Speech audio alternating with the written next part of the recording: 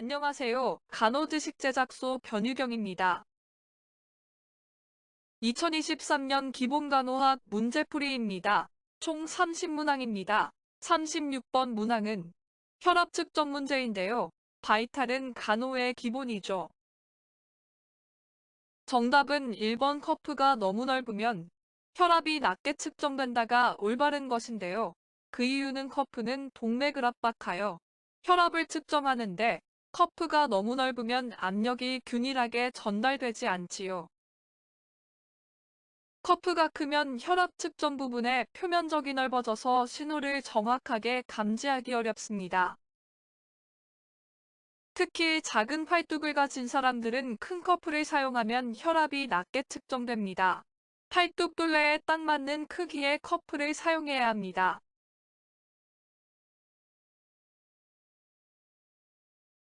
기관절개관 흡입은 기도로 들어온 비정상적인 분비물이나 점액을 제거하기 위해 사용됩니다. 절차는 산소 공급을 유지하면서 기관절개관을 통해 성냥갑 크기의 흡인관을 삽입한 후 점액을 제거합니다. 멸균 생리식염수를 통과시켜 흡인이 되는지 확인하고, 또한 카테터는 사용 후 멸균 생리식염수로 통과시켜 깨끗하게 세정한 후 흡인 장치를 잠급니다. 침상머리를 45도로 올리는 세미 파울러 자세나 파울러 자세를 취합니다. 벽 흡인 장치 권장 흡인압은 성인은 110에서 150mHz입니다.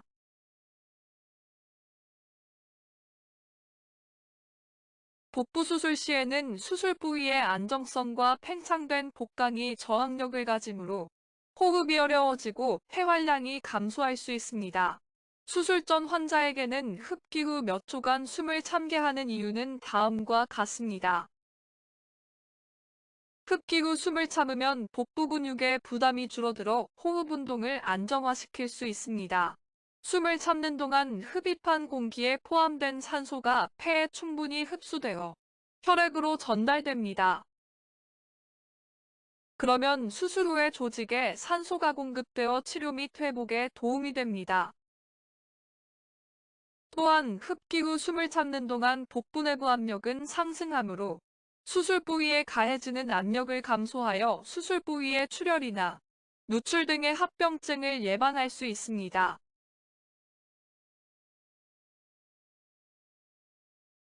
비제호흡 마스크의 마스크 내부는 일방향 밸브와 산소 공급 튜브가 있습니다. 일방향 밸브는 마스크 내부와 외부 사이에 위치하여 환기된 공기가 마스크 밖으로 배출되도록 하고, 산소 공급 시에는 일산화탄소의 역류를 막습니다. 일방향 밸브는 환기 시에는 산소가 마스크로 흐르도록 허용하지만, 환자가 내쉴 때는 환기된 공기가 마스크를 통해 배출되도록 하고, 흡입 시에는 산소가 공급되도록 합니다.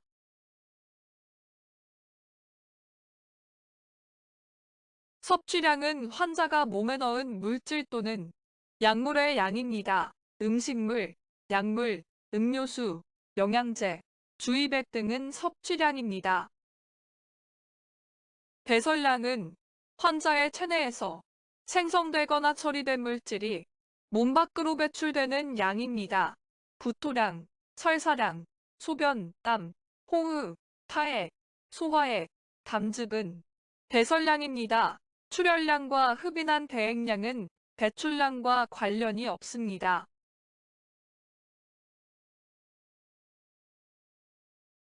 간헐적 점적식 비위관 영양은 주입 세트에 공기를 제거한 후 영양액을 주입해야 하는데요.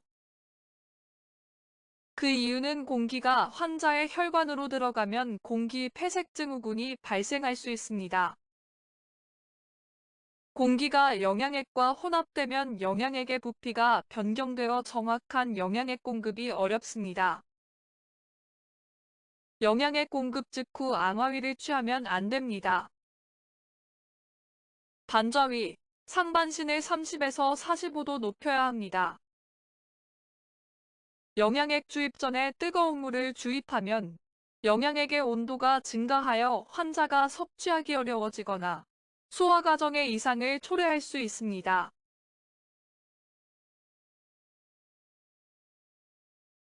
중심정맥관으로 완전 비경구 영양액은 소화 및 흡수 기능이 심각하게 손상되어 식이섭취로 영양소를 충분히 공급할 수 없는 경우에 주입합니다. 정맥 주입 펌프는 주입자의 힘과 관계없이 주입 속도를 일관되게 유지할 수 있도록 설계되어 있습니다. 너무 빠르게 주입하면 농도가 높아져 환자에게 부작용이 발생할 수 있고, 반대로 너무 느리게 주입하면 효과가 낮아집니다. 청결장갑을 끼면 청결장갑의 외부 표면은 미생물이나 오염물질로 오염될 수 있습니다.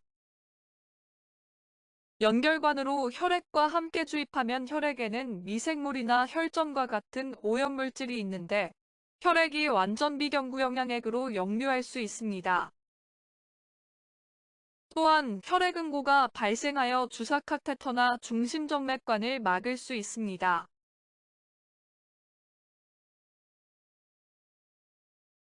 변비는 수분과 섬유소 섭취가 부족해서 발생합니다. 식이섬유는 대변의 부피를 증가시켜 변이 원활하게 움직이도록 합니다. 충분한 수분 섭취는 대변의 유동성을 높여 변이 통과를 원활하게 해줍니다.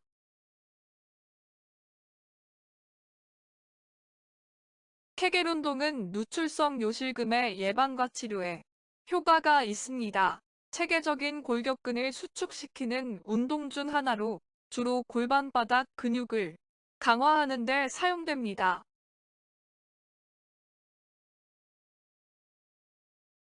유치도뇨관은 신장에서 생성된 소변을 방광으로 반하는 역할을 하는 관입니다.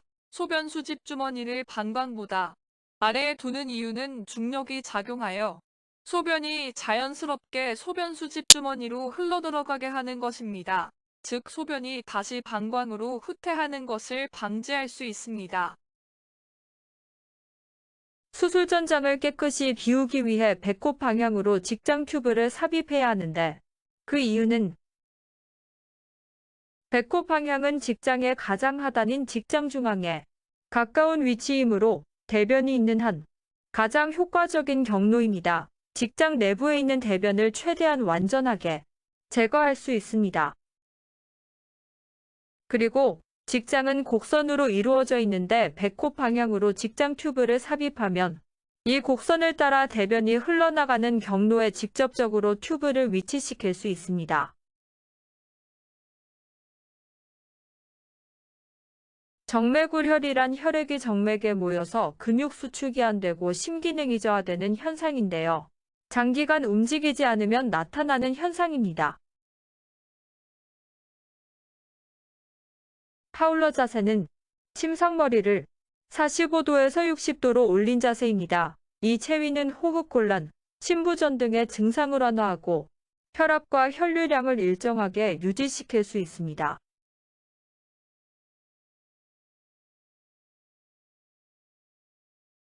겨드랑이 목발은 주로 다리 부상으로 인해 다리를 사용할 수 없는 경우 사용합니다.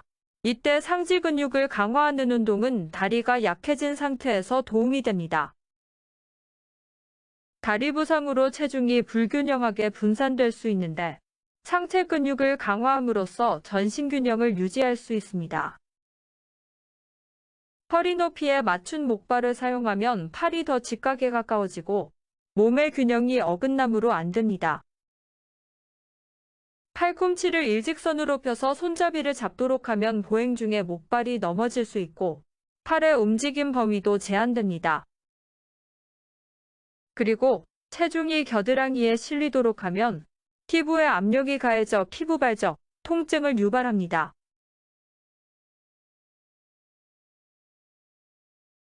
렘수면은 수면 시작 후 약 90분 이후부터 시작됩니다.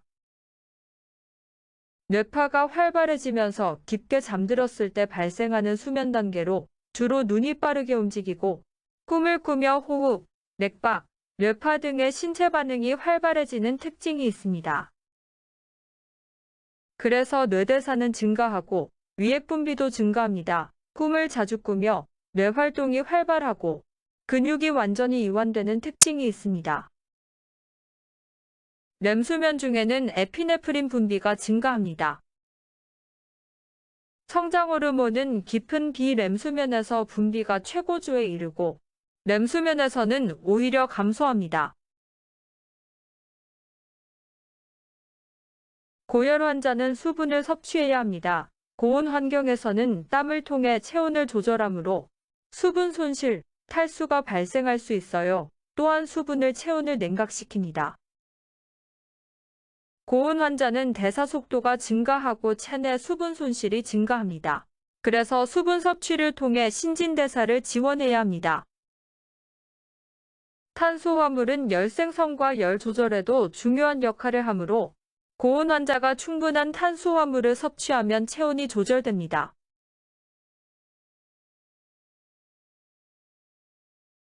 사후시반은 사망 후 피부색이 검붉게 혹은 붉은 보라빛으로 보이는 현상입니다.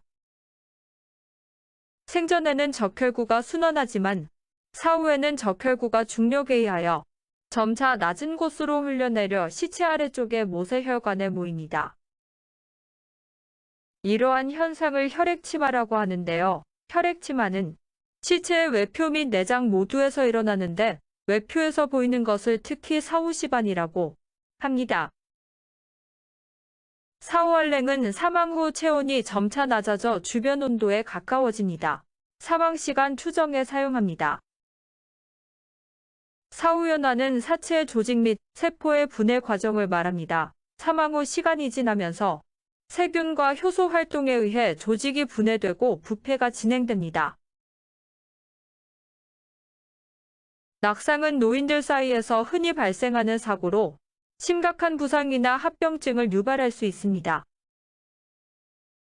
낙상 위험도가 높은 순위는 노인, 약물 복용자, 기저 환자, 요실금 환자 순입니다.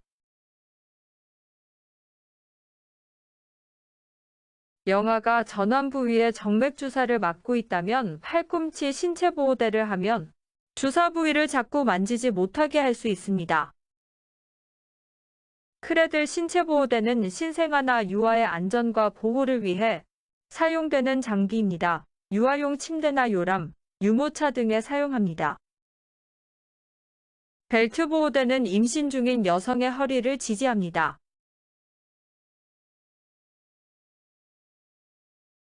예방접종은 특정 바이러스에 대한 면역력을 형성하여 감염되었을 때 심각한 증상을 감소시킵니다.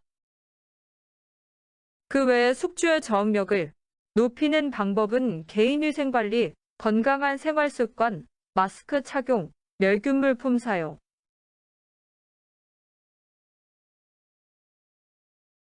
손상성 폐기물 전용 용기는 사용된 침구류, 의료기기, 손상된 재료 및 기타 감염성 물질, 플라스틱 가위, 장갑, 오염된 의료용품 등을 폐기하는 곳입니다.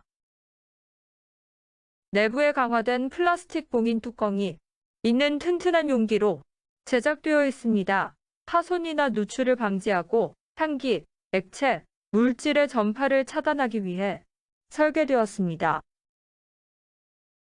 근육주사 후 사용한 주사바늘은 혈관이 아닌 근육 내로 삽입되는 바늘로 직접 혈액과 접촉은 하지 않기 때문에 혈액오염 폐기물 전용 용기를 사용하지 않습니다. 근육주사 바늘은 일회용 주사기와 함께 폐기합니다. 병리계 폐기물 전용 용기는 시료나 생체 조직, 바이오의료 폐기물의 안전한 포장과 보관에 사용합니다. 내부에 특수한 봉인 기능이 있는 밀폐용 용기로 방수 및 방염 기능이 있습니다.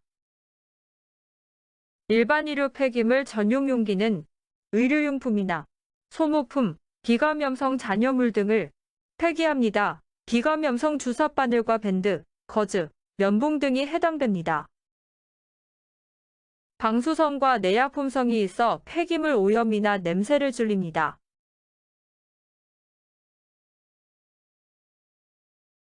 메티실린 내성 황색포도알균은 피부 및 연조직 감염, 호흡기 감염, 요로 감염 등을 일으킵니다. MRSA 감염은 항생제에 대한 내성을 가지고 있기 때문에 치료가 어렵고 합병증 위험이 높습니다. MRSA는 직접 접촉을 통해 전염됩니다. 손을 통한 접촉, 피부 접촉, 상처나 종기에 대한 접촉, 감염자가 사용한 수건, 의료기기, 침대 시트, 옷 등입니다. 역격리는 개인보호 장비의 착용, 바이러스 여과기 등을 통해 오염을 방지합니다. 장기 이식 환자, 에이즈 감염자, 항암 치료 환자, 결핵, 수두, 홍역 등의 감염성 질환과 중환자실 환자가 대상입니다. 도뇨는 외과적 무균술로 처치합니다. 단순 도뇨는 소변이 정체될 때 도뇨관을 삽입하는 것입니다. 멸균 윤활제, 멸균 장갑, 멸균 공포를 사용합니다. 유치 도뇨는 치료 목적으로 방광을 세척하거나 약물 주입, 수술 후 상처가 소변으로 오염되는 것을 막기 위함입니다. 중환자들에게는 요배설량 측정을 위해 사용되기도 합니다. 투약의 8원칙은 정확한 약물, 정확한 용량, 정확한 경로, 정확한 시간, 정확한 주의사항, 정확한 기록, 정확한 대상자, 정확한 반응입니다. 정확한 대상자는 환자의 신원을 확인하는 것입니다. 이를 위해 환자의 이름과 생년월일을 개방형으로 묻고 듣는 과정이 필요합니다. 이후 환자의 입원 팔찌와 투약 카드를 대조하여 정확한 대상자에게 약물을 투여해야 합니다.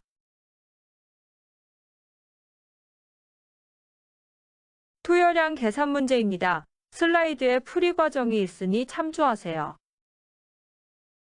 점적 속도 계산 문제도 공부하세요. 예를 들어 처방이 500ml, 점적수가 시간당 90일 분당 방울수를 계산하는 문제입니다.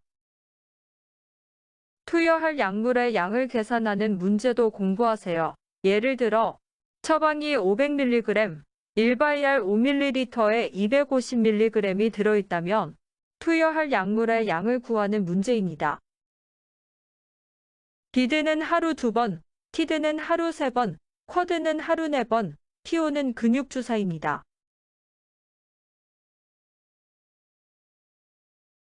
정맥주사 부위의 환웅, 압통과 열감이 있으면 정맥주사 부위가 감염된 것입니다. 이때에는 정맥 주입을 중지하고 바늘을 제거하여 감염의 확산을 막아야 합니다. 정맥주사에서 용액을 읽는 법 공부하세요. 흑색, 청색, 녹색, 적색 글씨를 구분하세요. DW로 쓰여 있으면 포도당이고 NS로 쓰여 있으면 생리식염수입니다. DS로 쓰여 있으면 생리식염수와 포도당이 혼합된 것이면 AGS는 하트만용액입니다. 그리고 마이크로 점적 세트는 1ml가 60드록 가트입니다. 수의 용기는 50, 100, 250, 500, 1000ml로 구성됩니다. 정맥주사 시 어떤 부작용이 일어나는지를 공부하세요.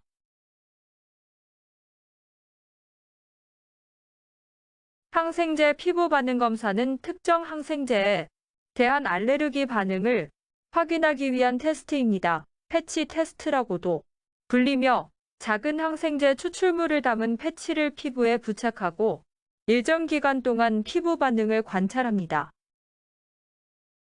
주사 부위를 마사지하면 안 되는 이유는 마사지는 혈액순환을 촉진시키고 조직의 약물을 분산시킬 수 있습니다. 이로 인해 테스트의 정확성이 떨어집니다. 약물이 주입된 부분에 동그라미로 표시하는 이유는 그 위치에서 피부 반응 확인이 쉽게 하기 위함입니다.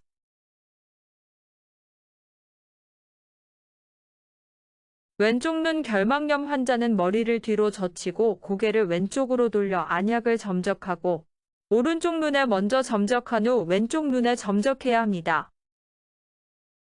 안약이 흘러내리면 손으로 닦는 것은 교차 감염 위험을 초래할 수 있으므로 피합니다.